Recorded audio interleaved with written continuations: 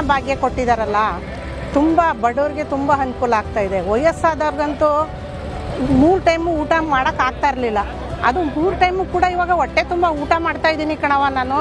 ಈ ಅನ್ನಭಾಗ್ಯ ಕೊಡೋದ್ರಿಂದ ಸಿದ್ದರಾಮಯ್ಯ ಅವರು ನಾವು ತುಂಬ ಹೊಟ್ಟೆ ತುಂಬ ಅನ್ನ ತಿಂತಾ ಇದ್ದೀವಿ ಅಂತ ಇವಾಗ ಹೇಳ್ತಾ ಇದ್ದಾರೆ. ಈಗ ಅನ್ನಭಾಗ್ಯ ಕೊಟ್ಟಿರೋದ್ರಿಂದ ಖಂಡಿತ ಬಡ ಹೆಣ್ಮಕ್ಳಿಗೆ, ವಯಸ್ಸಾದವ್ರಿಗೆ ಎಲ್ಲರಿಗೂ ಕೂಡ ತುಂಬ ಒಳ್ಳೆಯದಾಗಿದೆ.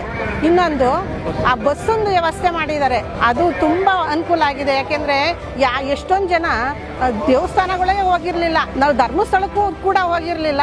ಇವಾಗ ಎಲ್ಲ ದೇವಸ್ಥಾನನೂ ನಾವು ಸುತ್ತುತ್ತಾ ಇದ್ದೀವಿ. ನಮಗೆ ಸಿದ್ದರಾಮಯ್ಯ ಮಾಡಿರೋದು ತುಂಬ ಅನುಕೂಲ ಆಗಿದೆ. ಹೆಣ್ಮಕ್ಳು ಎಲ್ಲ ಕಡೆನೂ ಹೋಗ್ತಾ ಇದ್ದಾರೆ.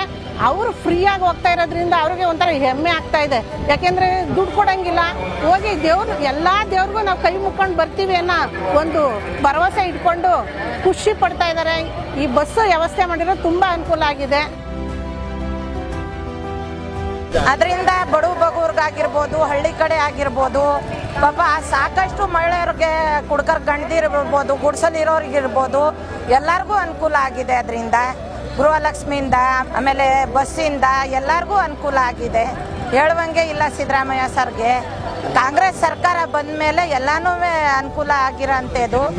ಮಹಿಳೆಯರಿಗೆ 2,000 ರೂಪಾಯಿಯಿಂದ ಭಾಳ ಅನುಕೂಲ ಆಗಿದೆ ಅವ್ರಿಗೆ. ಪಾಪ ವಯಸ್ಸಾದವ್ರಿಗೆ, ಕುಡ್ಕರ್ ಗಂಡದಿರ್ಗೆ ಕೂಲಿ ಮಾಡೋಕ್ಕಾಗಲ್ಲ ಅವ್ರ ಕೈಲಿ, ಎಲ್ಲನೂ ಅನುಕೂಲ ಆಗಿದೆ. ವಯಸ್ಸಾಗಿರೋರಿಗೆ ಒಳ್ಳೆ ಅನುಕೂಲ ಆಗಿದೆ ಕಾಂಗ್ರೆಸ್ ಸರ್ಕಾರದಿಂದ.